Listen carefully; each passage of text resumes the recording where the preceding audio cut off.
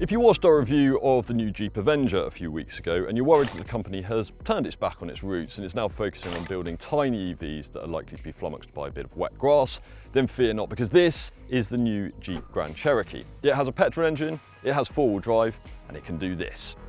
In this review, I'm going to be driving it off-road but also on-road and finding out whether or not it's worth its £85,000 starting price. So stay with us, and remember, for a great deal on your next new car, head to whatcar.com.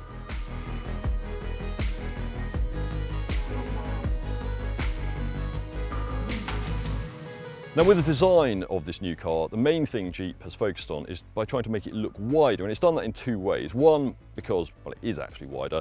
The track has been increased by 36mm compared with the old Grand Cherokee, but also it's done that through styling. So you've got this shark-nosed front end, but slimmer headlights, and that makes the car look broader. You've still got the traditional 7-slot Jeep grille, of course, and round at the back it's a similar story. You've got slimmer taillights and you've got a bar that stretches right across the rear end, and that also houses the Jeep badge. Again, makes the car look wider, gives it more on-road presence. For the first time, you can have 21-inch alloys on a Grand Cherokee.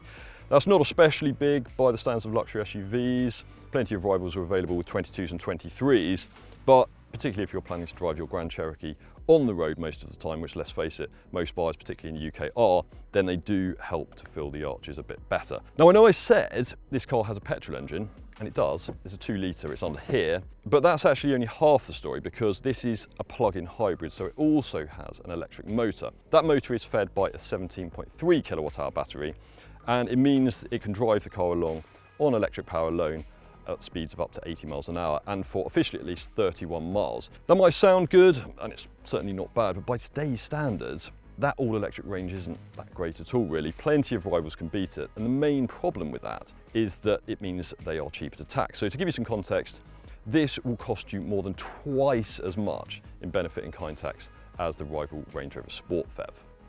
Charging is limited to 7 kilowatts because this car doesn't have a CCS port like some rivals. So that means you'll be waiting around 3 hours for a full charge. So the first thing that strikes you when you get in here are how many screens there are. Most of them measure 10 inches. You've got the one behind the steering wheel, that houses the digital instruments, of course. And then you've got the infotainment touchscreen here in the center of the dash. We'll talk about that a bit more later on. And then on top of that, you've got another one on the passenger side. That isn't visible to the driver, but it means the passenger can help out with sat-nav directions, they can mess around with their own media. They can even plug something like a PlayStation in using an HDMI port, which is useful if you want to keep your kids quiet. Then on top of that, you have a head-up display on the windscreen right in your line of sight there that can display sat-nav directions and the speed you're going. And this rear view mirror up here, if you flick a switch, that can automatically change to a camera feed from behind the car. So that's useful if you've loaded up the boot quite high and you can't see out the rear screen. The driving position is very good. You aren't quite as high up, as far from the road as you are in something like a Range Rover Sport. Whether that's a reality or just a perception, I'm not entirely sure because I haven't got the measurements, but certainly that's the way you feel. But the driving position fundamentally is good. Steering wheel lines up nicely with the pedals. There's lots of adjustment, and the seats are comfortable as well. There are physical controls for the air conditioning, which is a good thing. You don't have to mess around with this touchscreen. There aren't dials, but you just flick this rocker switch up and down to just adjust the temperature. So that's very easy to do, not too distracting while you're driving. In terms of interior quality, I would say this is acceptable rather than brilliant given this car's £85,000 price. So there is quite a lot of leather on the dashboard here and on the insides of the doors and across the centre console. This open pore wood feels a little bit plasticky, if I'm honest, and certainly if you knock it like that, it sounds a little bit cheap, quite thin. There's a lot of piano black, gloss black as well, so that can be quite easily marked by touching it with your fingerprints. And then when we come to build quality, I would say it's okay. Everything feels pretty solid. It's not as sturdy in here as it is in something like a BMW X5 or an Audi Q7. And certainly the center console here does wobble a bit. And you might quite rightly say, well, who's going to do that? But even if I knock it when I'm going around a corner with my knee there is quite a lot of flex and shake. So overall, it's smart enough in here, but certainly not class leading. Now the infotainment system is okay. If this were a £30,000 hatchback, we'd be saying it's perfectly acceptable, but it isn't. It's a very expensive car. It's up against cars like the X5 and the Q7, as I mentioned earlier, also the Range Rover. And these shortcut icons along the bottom, it's good to have them, but sometimes it can take a while to jump between different menus, and the sub menus as well can be a little bit confusing. There are some quite small icons, so overall nothing particularly special. You do, however, get Apple CarPlay and Android Auto as standard, and you also get a Macintosh sound system. Now, Jeep is very proud of that. It says it's the first time Macintosh has partnered with a car company, and we tried it out a bit earlier on, and sound quality is certainly pretty impressive. Storage space is pretty good. You've got a big cubby under the central armrest here. There are a couple of cup holders just in front of it, hidden away. And then on top of that, you have another lidded storage area that has a wireless charging pad in it, so you can keep your phone in there. There are also the USB sockets, an aux in, a 12-volt port, and an HDMI input as well. The door bins, they're a bit of a reach down here, but they are partitioned, so that means you can keep a couple of bottles of water separate and stop things sliding around while you're driving. And there is a glove box, but it's not particularly big given the size of this car. Rear space is okay, but given this is a 5-metre long SUV, you might hope for a little bit better. Knee room, absolutely fine. Foot space, not brilliant under these seats here. And because the floor is quite high, you can see my knees are almost up around my chin, and that means that I don't have any under thigh support. So not brilliant on that front. And on top of that, there's not a great deal of headroom. If I sit upright, as you can see, my head is wedged against the roof lining. That's probably partly because of this standard panoramic roof, but you can get around the problem to a degree because the rear seat backs, they recline quite a long way. So if I do that, then I can sit upright without my head on the ceiling. There is no 7-seat version of the Grand Cherokee. There isn't in plug-in hybrid versions of the vast majority of luxury SUVs, but there is on the Volvo XC90. So if you want a plug-in hybrid and you want to carry around more than 5 people, that's where you should go. The boot, well, it's a decent size, but given how big this car is, it's perhaps a little disappointing, and it's certainly smaller than the boots of most rivals. Now in the US you can get a V6 or even a V8 petrol version of this car, but in the UK it's just the plug-in hybrid. And in terms of performance, that's not a problem at all. This car has about 375 brake horsepower when both power sources, the electric motor and the petrol engine, are working together. And that means it can do 0 to 62 in 6.3 seconds. So in terms of how quickly you can build speed, you're not going to have any complaints at all. What you might complain about though is refinement, because the 2-litre petrol engine, it sounds a little bit coarse. That would be fine if this were a £35,000–40,000 Volkswagen Golf GTE, but in an £85,000 luxury SUV that's rivaling the likes of the BMW X5 45e, the Range Rover Sport P440e, then it's not great.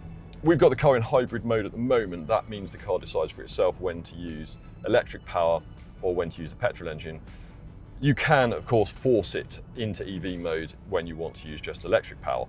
But in hybrid mode, you can just be cruising along quite happily at moderate speeds like we are now, and then you'll come to a slight incline. And when you do that, quite often the petrol engine will fire into life, and it's very obvious when it does so.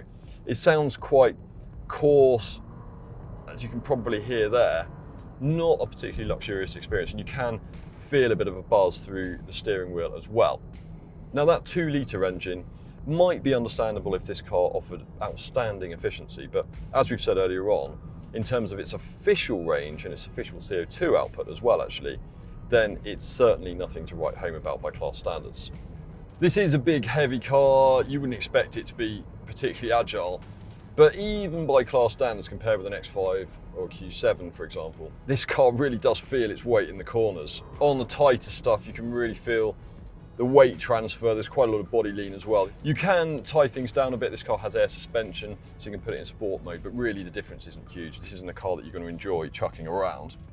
The air suspension does deliver, on the whole, quite a comfortable ride though. We've just come onto a slightly faster section of road, and there's a little bit more fidget than there is in the best rivals, but certainly nothing that you're going to complain about. But again, when you're spending £85,000 on a luxury SUV, you want the best. You want a brilliant quality of ride. You want low levels of road and wind noise. Wind noise isn't too bad. We're doing around 70 miles an hour at the moment, but there is a noticeable amount of road noise, and the roads out here are a lot better finished than they are back home in the UK, so that's not brilliant. Okay, so I said we're going to do a bit off-roading, and that's exactly what we're doing now. This course that we're allowed on in the regular Grand Cherokee isn't particularly challenging, but it's tough enough for Jeep to say that we couldn't take the Avenger on this course. That is the company's new small electric SUV. We've actually got a review on that. You can watch that by clicking the link up there at the top. But the toughest course that they have at this particular facility is exclusively for the Trailhawk version of the Grand Cherokee. That's not on sale in the UK at the moment, and the Wrangler.